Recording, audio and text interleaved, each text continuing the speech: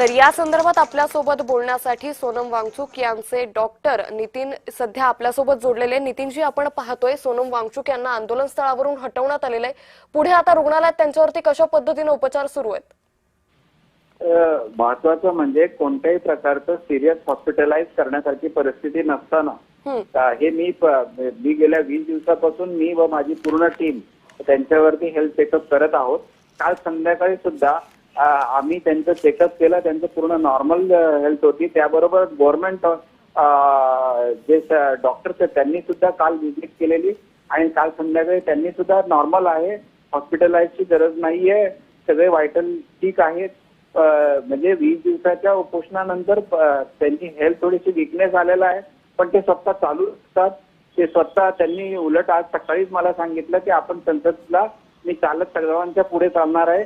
कदाचित त्या गोष्टीसाठी घाबरून हे करण्यात आलेलं आहे। काल आपण त्यांचे ईसीजी त्याचबरोबर ब्लड टेस्ट केलेले आहेत। सर्व ब्लड टेस्ट व ईसीजी आपण आपले स्पेशलिस्ट जी टीम आहे कार्डिओलॉजिस्ट पासून एमडी मेडिसिन यांना दाखवलेली आहे आणि सर्वांनी ते रिपोर्ट सगळे नॉर्मल आहेत असं सांगण्यात आलं सगळ्या याने। आणि तरीही आज कारण नसताना फक्त 20 तारखेला घाबरून असं वाटतंय की 20 तारखेला घाबरून आज सकाळी अर्ली मॉर्निंग म्हणजे साधारण 7च्या दरम्यान त्यांना इथे येऊन घेऊन जाण्यात आलेलं आहे। नितीनजी, जसं तुम्ही म्हणताय की त्यांची परिस्थिती आणखी इतकी खालावलेली नव्हती, अभिजित दिपकेंनी पण आरोप केला की सोनम वांगचुक यांना फरफटत आंदोलन स्थळावरून नेण्यात आलं। हे वैद्यकीय दृष्ट्या तुम्हाला किती चुकीचं वाटतंय? हे पहा, पेशंटचे जे राईट्स आहे त्याप्रमाणे त्यांच्या मनाप्रमाणे दोन गोष्टी असतात। एक तर गव्हर्नमेंट जर त्यांना अनशन सोडायचं असेल तर गव्हर्नमेंट किंवा कोणतेही जे येणार आहेत पोलीस ते सांगू शकतात की हा तुम्ही सोडायला हवं। त्याला दोन ऑप्शन असतात, एक तर स्वतःच्या म्हणजे त्या पेशंटच्या मनाप्रमाणे त्यांना त्यांचं हॉस्पिटल किंवा डॉक्टर निवडण्याची संधी देण्यात येते, किंवा मग जर ते तरीही अनशन सोडत नसेल तर त्यावेळेसच फक्त त्यांना हॉस्पिटलाइज जबरदस्तीने करण्यात येतं।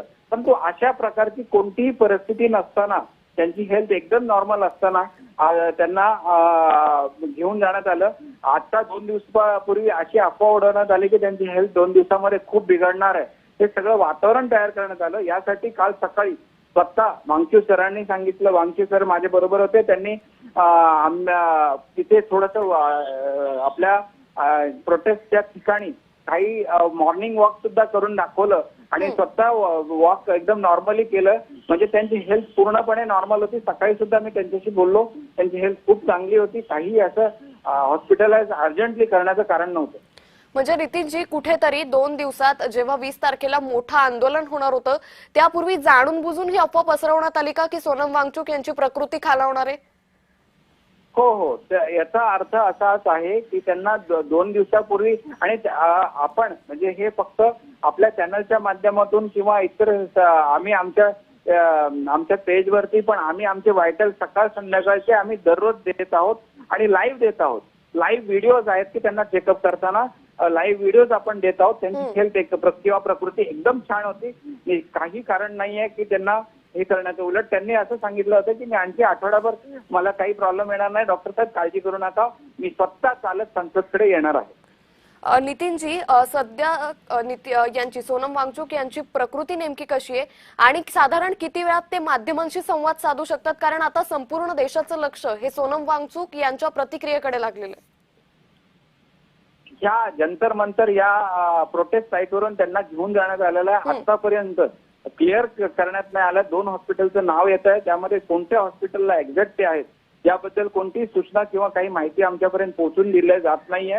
आणि आम्ही आता लवकरात लवकर हॉस्पिटलला पोहोचून त्यांचे हेल्थ अपडेट आपल्याला देण्याचा प्रयत्न आपण करणार आहोत। निश्चित। नितीनजी, खूप खूप धन्यवाद आपण जय महाराष्ट्राला दिलेल्या या सविस्तर प्रतिक्रियेसाठी। त्यामुळे सोनम वांगचुक यांना आंदोलन स्थळावरून हटवून आता रुग्णालयात नेण्यात आलेलं आहे।